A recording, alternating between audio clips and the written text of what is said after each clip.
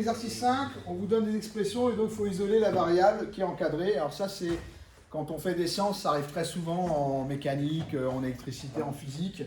On a des expressions et il faut donc exprimer un paramètre en fonction des autres, mais ce n'est pas dans l'ordre que vous voudriez. Donc du coup, il faut savoir faire.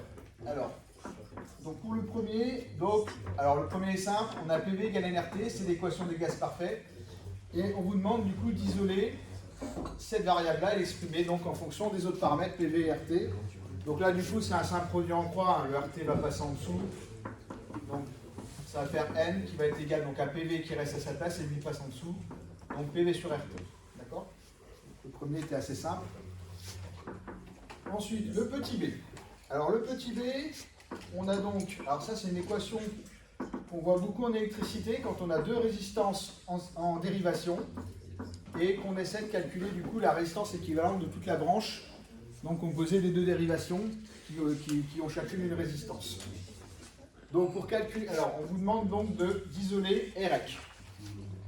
Alors là, le REC, le problème c'est qu'il est en dessous. Donc du coup là on est un petit peu embêté.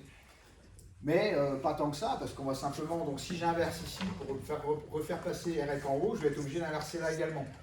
Donc du coup c'est équivalent. Donc, alors 1 sur REC devient du coup REC, et là du coup je vais inverser, donc toute cette branche-là, tout ça va devenir 1 sur tout ça.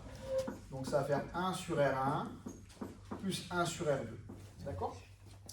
Et là ici, alors on pourrait le laisser comme ça, mais imaginez qu'on a besoin de réutiliser l'expression ailleurs, ça va être vite compliqué d'utiliser ça directement et de taper ça à la calculatrice. Donc on va essayer d'arranger ça. Donc là ici je joue un R1, je joue un R2. Si je multiplie en bas par R1 fois R2, l'avantage c'est que du coup, si je fais ça, ça va faire disparaître à la fois ce dénominateur là et à la fois ce dénominateur là, donc c'est intéressant.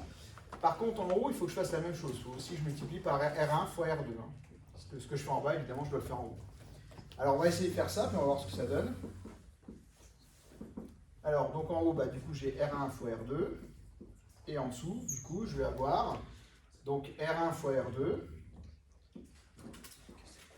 Donc, divisé par R1. Et plus, donc ici, R1 fois R2. Divisé par R2 également.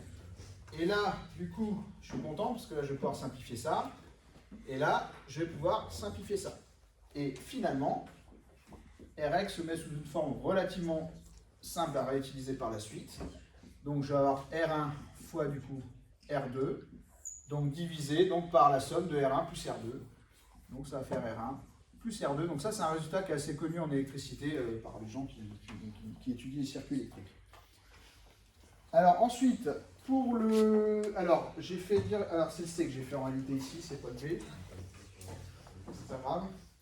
Alors, ici, du coup, donc je vais faire le B. Donc, on avait E qui est égal à 1,5 de mv carré. Alors, et on vous demande d'isoler, du coup, V. On vous demande d'isoler V. Alors, ça, c'est bien sûr l'expression d'énergie cinétique que vous connaissez, je pense, quasiment tous. Donc là, du coup, il faut calculer, donc il faut déterminer V en fonction des autres paramètres. D'accord? Et en plus, il est au carré, donc il va falloir faire attention. Alors déjà, il y a le 1,5 qui m'embête. D'accord? Alors déjà, ce qu'on peut faire éventuellement, c'est multiplier toute l'équation par 2, parce que comme ça, ça va faire disparaître le 1,5. Ou alors on peut se dire aussi que le 2 il est en bas, donc il va aller du coup ici à côté du E. Donc ça va faire du coup 2 fois E. D'accord? Donc le fois 2 ici va permettre de neutraliser le 1,5, donc le 1,5 s'en va, et du coup ça va faire mv carré. Bon, comme je vous disais tout à l'heure, vous pouvez ramener directement le 2 ici par produit en croix, et ça arrive là directement, c'est la même chose. Ensuite, il faut que j'isole ça, donc le n du coup qui est ici va passer en dessous, donc alors ça va faire donc 2e sur m qui est égal à v carré, d'accord. Et là, du coup, qu'est-ce que je vais faire? Eh bien, je vais passer du coup la racine carrée. Ça va me permettre donc d'enlever le carré ici. Et lui, il va être tout simplement passer sous racine carrée. Vu que tout est positif, il n'y a pas de problème. Voilà, on considère que toutes les grandeurs sont strictement positives dans l'énoncé, donc il n'y a pas de souci. On peut donc passer à la racine carrée. Donc ça va faire V qui est égal à racine de 2e sur m. Voilà. Alors car, donc du coup, V strictement positif, enfin V positif ou nul, E positif ou nul et M positif ou nul.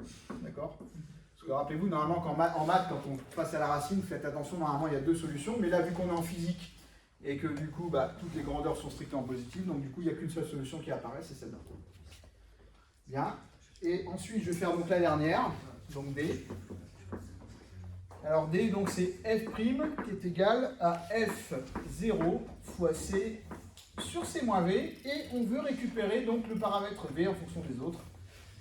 Alors ça, c'est une formule qu'on utilise encore en physique, c'est l'effet Doppler. Donc l'effet Doppler consiste à mesurer le décalage en fréquence. Voilà, quand on a un véhicule par exemple qui s'approche, on va l'entendre de manière, enfin on va l'entendre plus aigu, sa fréquence va être plus grande qu'en réalité, et quand il s'éloigne, ça va être le contraire. On va du coup entendre plus grave, avec une fréquence du coup qui baisse. D'accord ? Alors le but du jeu, c'est si on connaît donc la fréquence qu'on mesure, par exemple à l'oreille ou avec un appareil, sa fréquence qui lui est propre s'il est immobile, et donc ça va être du coup c'est la vitesse du son, et nous ce qu'on veut évidemment c'est récupérer la vitesse du véhicule, d'accord ? Donc c'est le principe par exemple des radars automatiques. Les radars automatiques ils vont simplement donc déterminer le paramètre V, et si évidemment vous avez dépassé la vitesse autorisée, vous faites flasher. Donc ça marche avec l'effet Doppler. Alors on va donc utiliser le paramètre, on va donc isoler le paramètre V. Alors là, il est bien bloqué, hein. Il est vraiment dans un dénominateur et en plus il n'est pas tout seul, il y a un moins, alors c'est pas évident. Alors on va essayer de procéder en plusieurs étapes en essayant de faire le plus simple possible les choses. Donc déjà on peut se débarrasser ici du F0 et puis du C qui sont ensemble en fait, et ils vont passer en dessous là. Donc je vais dire que F' divisé par F0 fois C, d'accord, les deux paramètres ci arrivent en dessous, du coup ce truc là c'est égal à 1 sur C moins V. Et du coup ici, je vais devoir inverser, parce que moi, C moins V est en dessous, moi je voudrais bien qu'il soit au-dessus. Donc du coup, ça va faire F' sur... pardon, je me suis trompé. Ça va faire du coup ici, alors si j'inverse d'un côté, j'inverse de l'autre. Donc ça va faire F0C sur F', qui va être égal à C moins V. D'accord ? Alors, ce que je vais faire, je vais l'écrire dans l'autre sens, parce que les gens ils préfèrent quand l'inconnue en fait elle est tout simplement du côté gauche, donc F0 fois C divisé par F'. Donc je vais passer le C à droite, donc ça va faire moins V qui est égal à F0 fois C sur F', donc du coup j'ai moins C carré ici. Et là du coup vu que je veux pas moins V, je veux V, je vais du coup enlever le moins ici. Et là, du coup, vu que lui va prendre un moins et que lui va devenir plus, je peux très bien, du coup, tout simplement les changer de place. Et du coup, je vais avoir V qui est égal à C moins F0 fois F' fois C. Alors, normalement, on ne va pas tricher, le C, normalement, il est là. Mais en réalité, il est là, mais, je peux très bien dire que, du coup, j'ai F0 sur F', du coup, fois C. Alors je le sors de la fraction, pourquoi? Parce que j'ai vu qu'il y avait 2C et moi je vais avoir envie de factoriser pour que ce soit plus simple. Donc du coup ça va faire du coup C facteur de 1 moins F0 sur F'. Voilà.